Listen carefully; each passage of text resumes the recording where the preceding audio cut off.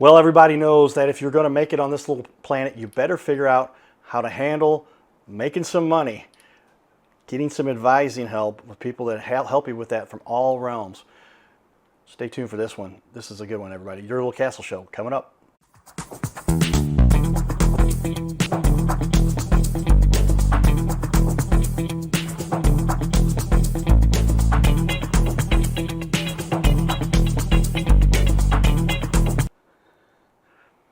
Welcome to the Your Little Castle Show. Yours truly, Carter Rethwish, aka the Cardinal Cowboy. Got an exciting show here today. I'm going to bring on our guest with us. You can see him right there. There is George Sayuni. He's the managing principal of there it is. It came up. Tripoli Advisors, and long history here. Great following. I saw your LinkedIn. Holy cow! 18,000 people following you there, and you obviously have gained some respect in the industry for what you've done for a long time now. And how long ago did you start Tripoli Advisors? Hey, Carter. Carter, thanks for having me on. I started Tripoli Advisors a little over 2 years ago, and I've been in the payment processing and fintech space for about 20 years. Nice. Well, it's an interesting place to be. It sounds like you've got some niches you've carved out there that really help people. And payment processing, you said SaaS. A lot of people don't know the word SaaS. What's it? But software as a service, right? And boy, that's a big space to be in now. I worked for a company that's what a CRM that they were offering to everybody. But boy, technology and software is where to be with our little planet right here. With that, I'm going to give a shout out to our sponsors, Carroll House Furniture, because you like nice things in your little castle. And that little castle, there's a good chance you have had some advice. If you're in the Chicago area, is that the primary area you focus on there, George? Yeah, we have an office in Chicago as well as an office in Scottsdale, Arizona, but we work with business owners nationally. Nationally, okay, good. Yeah, Chicago's the third largest city in the country, and the DMA, they talk about the demographic, the whole area for viewership. I'm in the TV space, about 9 million people up there. So you're up there with the New Yorks and the LAs, and obviously helping across. Arizona's a nice place to be too. We had a guy from St. Louis that moved his place down there and started a little investment company. And so there's a lot goes on down in Arizona as well. Yeah, there's a lot Is of that money Phoenix coming into area? this market. Yeah, Phoenix, Scottsdale area. Correct. Right. Okay. Nice. Well, tell me, why did you decide to get into this, and what's your history? How many years of total experience do you bring to the table here? Yeah, so again, payment processing, finance, and point of sale technology primarily is what I've been doing for the last 20 years. And we work with small to medium sized business owners, basically Main Street business owners. So we're talking about John at John's Pizza or Susie at Susie's Nail Salon. And the reason why I got into this business primarily is because my parents actually were first generation immigrants into this country, and they got into small business ownership, so entrepreneurship, mostly restaurants. And I was kind of raised into the small restaurant business. And through that, I got to learn firsthand a lot of the struggles of being a small business owner and how challenging it could be to survive, let alone thrive. So through, Tripoli Advisors, our goal is we use what we're good at, whether that's working capital or technology or advisory, to go into these business owners and really help them optimize their business, try to grow, save money, or give them capital. Right. So you talked about payment services. Is that so like what credit card processing, or what are the primary means?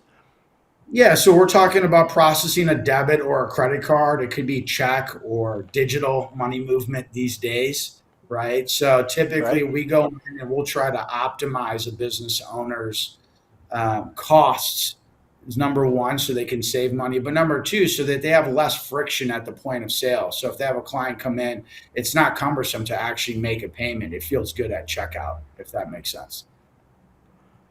Yeah. I mean, how often is it the case we have that credit card processing that it just seems like there's hardly anybody that you don't process payments hardly any other way.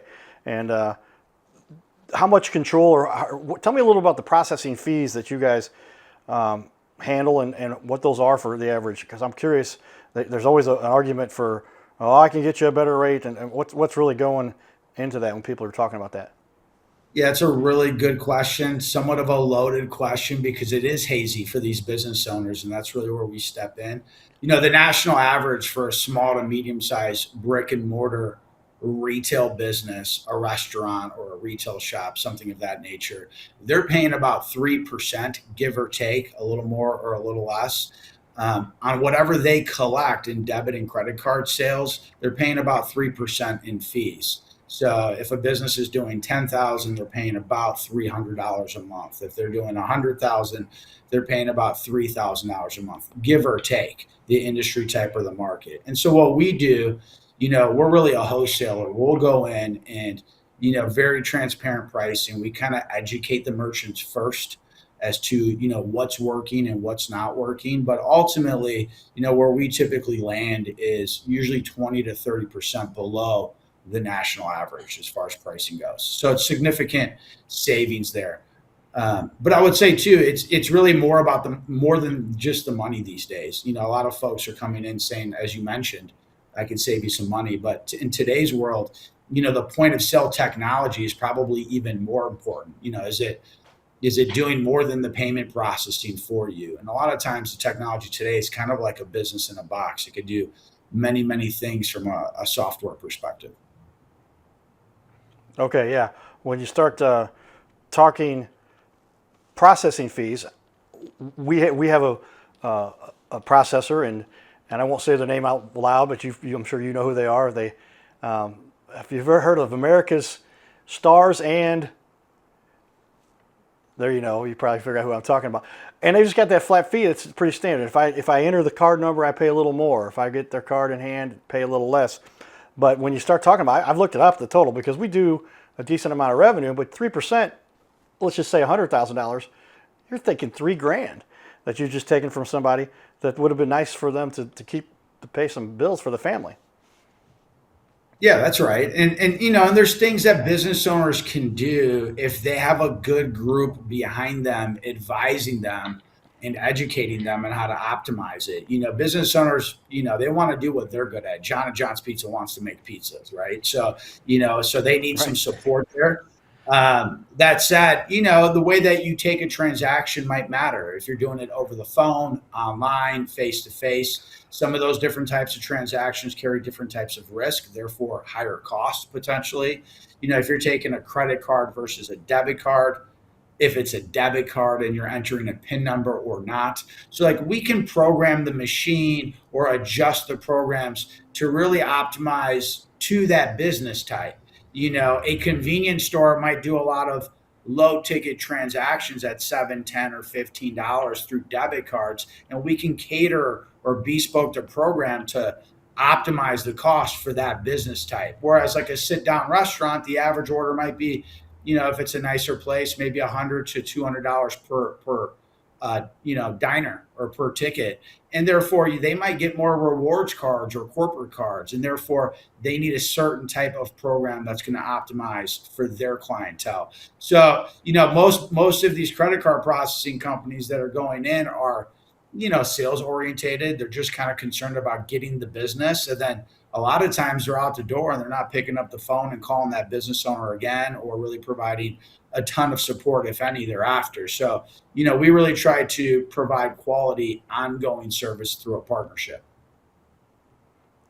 Makes sense, yeah. And like I was saying, when you're saying 30% difference, that's on $3,000. That's $1,000. That's a good Yeah, chunk you're of talking change. You about do that a 10. couple times a year. Yeah, you're talking on that in that scenario, which is a very common scenario. You're talking $10,000 to $15,000 a year in savings, and that's going to go right to the bottom line because the operations are already in place. So it's like, what can a business owner do with that additional income? Is it another employee? Is it more inventory? Is it more marketing? So, and that's just one facet that we can really help, but it definitely has an impact.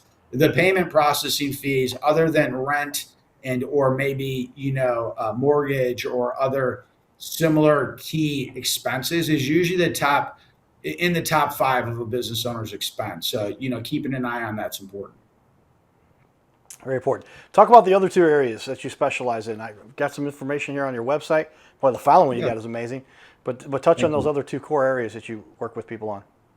Yeah, so we do advisory, which is another key area. Again, we're really, our mission is really to try to help business owners grow and scale, not just survive, but when they plateau and they hit a challenge, whether that be operationally, they're looking at new systems or tools, or what systems or tools should we use in today's market for our industry type. We can jump in, we can create a plan, we can tell them some cost options, what's likely going to happen, in those regards. We have a ton of data from working with businesses, thousands of businesses all across the country in key segments. So we're not speculating or theory. We really know how this will typically play out based on like key performance indicators that we track. So we could help operationally. We could do the same thing with sales, revenue, and marketing. And again, it's for businesses that are trying, maybe they're a new startup or a fairly new business and they want to get into the marketplace and have an impact. We can come in and create like what's, version 2.0 look like for that business. Or, maybe it's a business that's really booming and growing and they're like, hey, how do I scale? And what's a good scaling platform? Because again, the small to medium sized business that's successful, they don't typically, when they start and they start doing well, they don't typically automatically know how to scale a business for more wide reach. So we could help with all of those facets. The other thing that we do is we do Okay, yeah. capital. Yeah, we Okay, do yeah. capital. All core elements. I'm sorry. Oh, I was just saying we do capital as well. So we also, when these business owners try to or have the need to fuel their business with working capital or various different types of capital, we can do lines of credit, term loans, SBA loans, things that will help them grow or expand as needed as well. Okay. Yeah, lots of. So essentially, you can help somebody with anything they need, the core elements, core financial means to help grow their business. And it seems like these days, and anytime somebody is going to want to grow the business, they're going to need those finance resources to do so. What do you think has really provided your success for your success? It sounds like you're very knowledgeable, an industry leader. What is it you think it kind of has provided for the success you've had? Well, I think the key is, we really believe that the business owner is typically getting the short end of the stick historically, the small to medium sized business owner on Main Street specifically. So we try to put them first. And we really want to be a partner. So as you kind of mentioned, we do have a suite of services and or products that are really geared to the business owner, entrepreneur in that small to medium sized business segment. And so having it not be fragmented where you're going to one vendor for maybe capital, another for payments, or another for, just operational support, really allows us to dig in deep with these business owners and, solve problems at the end of the day. So our mission is really to solve problems for business owners, give them a fighting chance. At the end of the day, they're the backbone of this country, and we like fighting the good fight with them. Yeah, well said there. I mean, most people do realize that. Like, for instance, I worked for Anheuser-Busch. I managed the email systems for them, but we had to get vendors from all kinds of small businesses around the country to provide the metal for the aluminum cans or the bottle caps or the bottles. You just go down the list of resources, and they say is it between 90 and 95% of all business comes from small business ultimately, and they are the lifeblood of the American system. Is that true? That's why, that's what we experience. There's over 40 million small businesses in the United States currently. And, they're probably the most underserviced, I would say, if I had to guess. Well, that's why, great point. I'm glad you said that. That's why we do this show because, gosh, so many people, they want to produce something. It costs $15,000, $20,000. And I'm a computer nerd, so we systematize things here. And you can even get experts in from around the country. So thank you for joining us here today. What is it about your business Well, first off, do you have any strategic partnerships? Do you have any? Who's on your team? The partnerships you've got. How do you run your business? And do you have referral partners, or do you have guys who work with you in the office? How does that? How do you get the work done? Yeah, we have some very experienced industry leaders on our team. Over 100 years of combined industry payments and finance experience. We're backed by uh, a large equity and capital group. We're also partnered with several funds that provide capital to the marketplace. So everything from small business funds, for loans anywhere from 10,000 to 250,000, to mid-market funds, which would be around 1 million to maybe 50 million, and then mid-market and institutional funds. So we're partnered with some key capital groups that have several billion of assets under management. But really what that all means is that we have the relationships in place for various different scenarios for business owners that want to grow, expand, need money immediately. But those relationships also lead to a deep and wide reach of access. One of the key problems or areas of opportunity for business owners is not knowing where to go, who has the relationship, how to access capital or systems, tools, and relationships. So we work with a lot of other sales organizations in payments, in payroll, in insurance. Those are all partners of ours because they kind of feed into our model to support the small business owner. So, we stand behind very specific groups that we believe are quality and really service their customers. And at the end of the day, we're very much a matchmaker as we are an advisor for these business owners as well. So we have a wide reach in the industry. Yeah, well, it sounds like you are really an asset for those small business owners who are trying to figure out where to go next and how to finance and how to manage costs, and a great resource for any small business out there. And I didn't realize there's 40 million. Did you say, is that what you said, 40 million across the United States? About 39 to 40 million small businesses in the United States as of recently. All right. Well, we both have a lot of work to do then. That's right. As we finish up this segment, we're going to do a full half hour here with you. Tell me what it is about this that fuels your passion, helps you wake up every day for what you enjoy doing here. Yeah, I think the number one thing is seeing business owners, thrive. That you can go stake your, flag in the ground, put your flag in the ground, open up doors, kind of still live the American dream, right? Have a piece of the pie yourself. That's literally what I'm trying to do with my own business that we're building here, but also for the businesses that we're working with every day. So we just have a high level of appreciation for that. It takes a certain kind of person who's willing and able to be courageous enough to do that, whether it's through investment of their own funds or just stepping out into an area, maybe leaving the corporate lifestyle or whatnot to do something different. So, we just believe in that, and we encourage it, and we just want to be a part of amplifying that. Yeah, well, I mean, it's got to make you feel good every day to help people literally put food on the table, because when you start off on your own business, you're completely on your own. You really don't even know who to trust. Obviously, the 20 years of experience you bring to the table. I had done a little research, so I had pre-guessed that was about and I'll even show this on the screen there, but yeah, 20 years of experience, and that following you've got on. How do you think you've developed such a large following on LinkedIn? Yeah, a little at a time.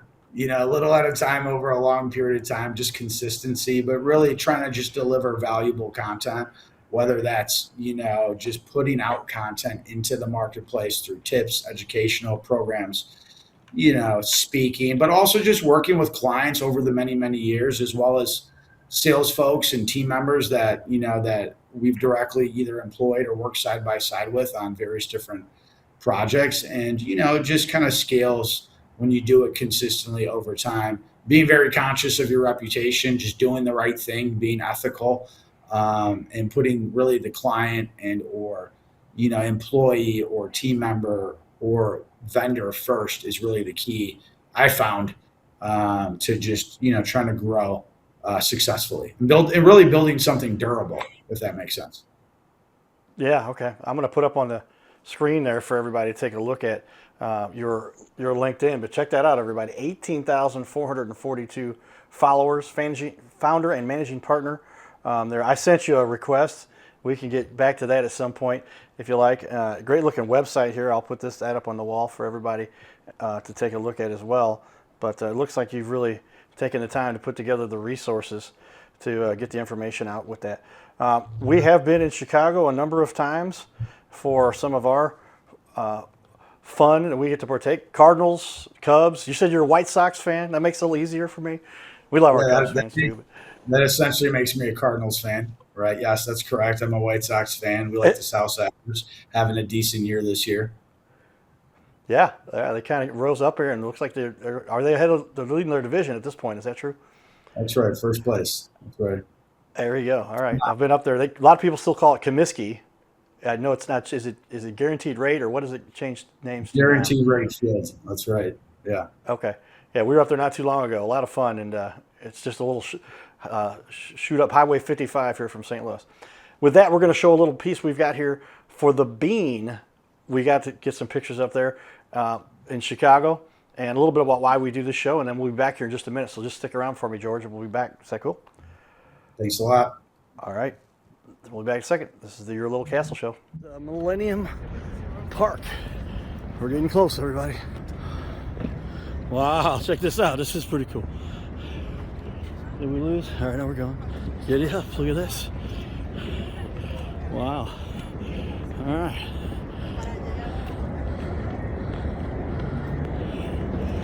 You have to check out the bean. Tourist attraction. Here we go. I wanted to jump back into our show here because we're running a little bit over. We can make any edits as necessary, but we appreciate you sticking around. So we're back already. Thanks for sticking with us here, George. And tell me though, what is it? Give me kind of a cost analysis, if you would. There's a lot of people that don't even in this space. They don't even know where to turn. But they if I got to get credit card processing, there's a lot of vendors out there. You kind of gave me a cost analysis earlier, a little bit about the breakdown. But what are some of the other components to consider when you're going to get credit card processing or looking to raise funds? You said SBA. That's a great resource. Sure. I guess you help people with that process. Give me a couple of things that really set you apart financially that the other people would not know that you can save them money.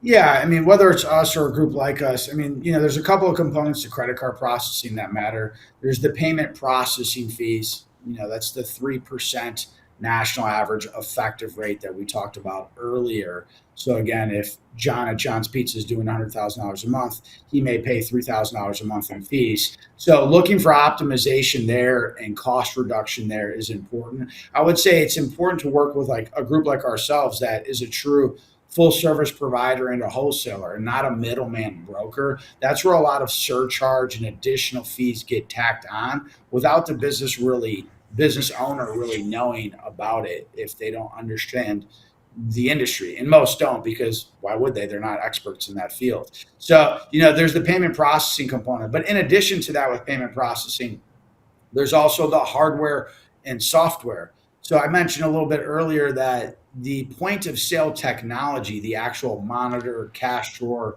the computer operating device and or software embedded into it, it's a lot more than just payment processing today. It's usually, accounting, marketing, CRM systems, payroll, and many other things as well, built into and tethered to the credit card processing system and program. So, what do the software fees look like to operate that system? Is there a monthly reoccurring SaaS fee, software as a service fee per month? And if so, what is it? The national average on that SaaS is currently somewhere between $75 to $150 per point of sale device. So you can get, something that is effective there in cost monthly, but you also want to make sure that you're also not paying a huge upfront cost. So for hardware, if you need 5 point of sale stations at your restaurant, does that cost you $1,000 a unit, $5,000 a unit? Or is it no upfront cost per unit because the payment processor, a group like Tripoli, is trying to earn your business, or they see the long-term value in the partnership? So there's various structures out there, and that's kind of where having someone who can walk you through different options that really fit the business owner is important. On the capital side, just to jump on that for a quick second, cost of Yeah. money can vary. Can you get a line of credit in the 5, 6, 7% range today? It's available. It's challenging. An SBA loan today in today's market is going to be usually around 10 to 13%. A lot of them falling in the 11 and 12% range. Um, and for quick money, receivable loans or short-term loans, you're probably, and you should expect mid-teens, sometimes even upper teens cost of funds. But for the right scenario, it could be effective if you're trying to make an acquisition in the next 60 days or you need capital right away. So it really depends. But again, having someone who can really talk you through that, I think, is more valuable than any cost in any of those segments. Yeah, I like what you're doing, helping to cut costs and help people at least understand and find there's a more efficient manner to do so. And that's why you sound like it's a little bit of the wild, wild west. I thought it'd be appropriate to put on the Cardinal Cowboy hat there because, man, we got to stick together and show people here's the West Cowboys. Us guys who are out there on our own, independent companies like yours and mine, where we're just trying to make a difference, can have a big impact. We're going to finish up this half-hour segment here in just a minute. Tell me the process. How does somebody get started with you? Is it easy as, and I've got the number, is it 888-892-7870? That's correct. 888-892-7870. You could also go to tripoliadvisors.com. We do a lot of communication online. So as you mentioned, LinkedIn. Tripoli Advisors has its own LinkedIn page, Facebook page, but you can find me directly. I communicate. We do have a wide and vast, smart team, in my opinion. But I'm happy to reach out. You can reach out to me and happy to book some time. So if you reach out, we're pretty responsive. We like to book, meetings via Zoom or Calendly or phone call, whatever's easier for the client. But we'll jump on it. We're happy to hop on a phone call and just kind of communicate and take it from there. Yeah, I'll take a quick note here to show everybody. Here's that website, and I noticed you do have schedule a meeting there right in the middle of the website, and that takes you to your calendar so that people can quickly get an appointment set up with you and get things rolling and get things going, because it is the longer people take to get these kinds of things done, the more money they're just letting be burned. I mean, that's just not a good way to run your business. That's right. That's right. Well, good information. And as we finish up here, you help people across the country and will help them business size. Is there any capital limit under 5 million, under 10 million, or anything that's too small? There's nothing necessarily too small unless you're not open for business, right? But you right. Plan on opening for business. But, our primary segment is usually businesses that are doing a minimum of $250,000 a year in revenue and up to $25 million a year in revenue. So we kind of play in that small to medium size space. We do on a higher level work with larger groups on the capital side, and that's kind of where we have that institutional relationship. So, but on the day-to-day, the businesses that we're really focused on, that's the segment that we try to help. All right, that wraps us up here. I'm going to call you on that number here in just a second, and we'll chat more about it. Be back. You're watching the Your Little Castle Show, everybody. Get up.